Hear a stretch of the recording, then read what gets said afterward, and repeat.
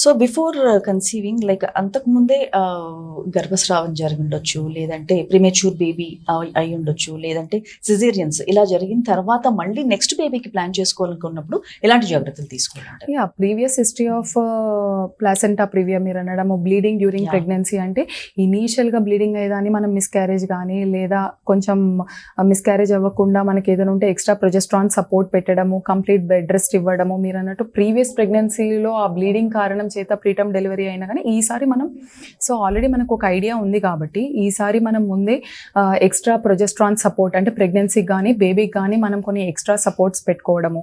Second thing ఏంటంటే కొన్ని extra మనకు బార్గ్లోబ్ అని కానీ అంటే సర్టన్ ఇమ్యూనోగ్లోబులిన్స్ కానీ లేదా హెపారిన్ కానీ ఎకోస్ప్రిన్ కానీ ఇట్లాంటి ఎక్స్ట్రా మెడికేషన్స్ పెట్టడము. తర్వాత మనం ప్రాపర్గా స్కాన్స్ చేయించడం అంటే ఫీటల్ మెడిసిన్తో నార్మల్ రేడియాలజిస్ట్ కాకుండా who deals especially with the fetal దీంతో చూసే ఫీటల్ మెడిసిన్ వాళ్ళ దగ్గర పంపించే ప్లాసెంటా పొజిషన్ ఎక్కడుంది, లోకలైజేషన్ ఆఫ్ ద ప్లాసెంటా కానీ తర్వాత వాళ్ళకి ఏమైనా అబ్రప్షన్ వచ్చే ఛాన్స్ ఉందా, ప్రీవియస్ 2 or 3 సిజేరియన్ సెక్షన్స్ అయిన వాళ్ళకి కానీ లేదా సిజేరియన్ కాకపోయినా ప్రెగ్నెంట్ అవ్వకన్నా ముందు యూట్రస్ పైన ఫైబ్రాయిడ్ కోసం కానీ ఇంకా దేనికోసమైనా యూట్రస్ పైన ఎలాంటి సర్జరీ అయిన పేషెంట్స్కి కూడా ఏం చేస్తాము అంటే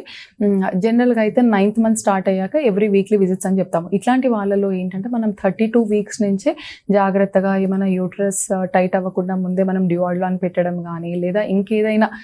ఫ్రీక్వెంట్ అవసరం అయితే హాస్పిటల్లో అడ్మిట్ చేసుకోవడం కానీ డైరెక్ట్ మానిటరింగ్ పెట్టడం కానీ బేబీ మానిటరింగ్ మదర్కి కొంచెం రెగ్యులర్గా కంటే ఎక్కువగా ఫ్రీక్వెంట్గా స్కాన్స్ చేయించడం కానీ ప్లాసెంటా ఎలా ఉంది, మదర్ నుంచి బేబీకి అయ్యే బ్లడ్ సప్లై ఎలా ఉంది, డాప్లర్ స్కాన్స్ చేయించుకుంటూ ఎక్స్ట్రా మానిటరింగ్ ఉండడం వల్ల నెక్స్ట్ ప్రెగ్నెన్సీలో మనం వీలైనంత వరకు ప్రీటర్మ్ అవ్వకుండా కానీ ఒకవేళ ప్రీటర్మ్ అవ్వాల్సిన కండిషన్ ఉంటే ముందే మనం నియోనెటాలజిస్ట్ని కానీ లేదా వీళ్ళందరినీ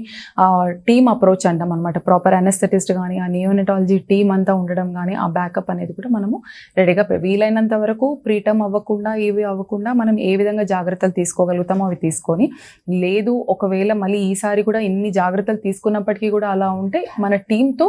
ఆ కండిషన్ని హ్యాండిల్ చేసే విధంగా మనం అనేది ప్లాన్ చేసుకోవచ్చు. Especially in corporate setup we can do all these things where మనకు అనెస్థెటిస్ట్ కానీ నియోనెటాలజిస్ట్ కానీ గైనకాలజిస్ట్ కానీ ఇప్పుడు suppose heart disease in pregnancy patient ఉంటారు వాళ్ళకి ముందుగానే మనం కార్డియాలజిస్ట్ని రెడీగా పెట్టుకోవడం కానీ మల్టీ డిసిప్లినరీ అప్రోచ్ అంటాం అనమాట. So team of డాక్టర్స్తో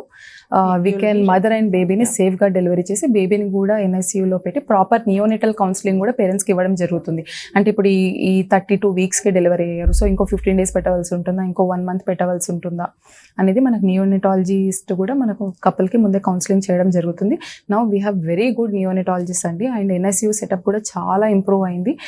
so baby outcome కానీ మదర్ అవుట్కమ్ కానీ చాలా బెటర్గా ఉంటుంది.